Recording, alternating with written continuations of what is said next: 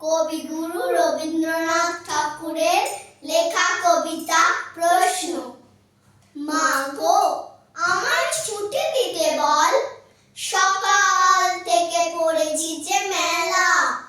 এখন আমি তোমার ঘরে বসে করব শুধু পড়া পড়া খেলা।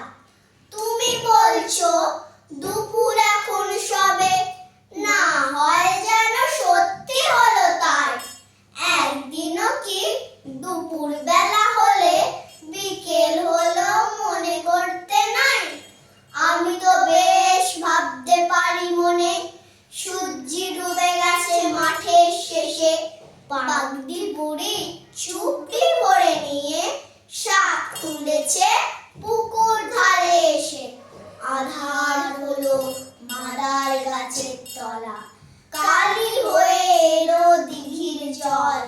হাটের থেকে সবাই এলো ফিরে, মাঠের থেকে এলো চাষির দল। মনে কর না উঠলো সাঁঝের তারা, মনে কর না সন্ধে হলো যেন। রাতের বেলা দুপুর যদি হয়, দুপুর বেলা রাত হবে না কেন?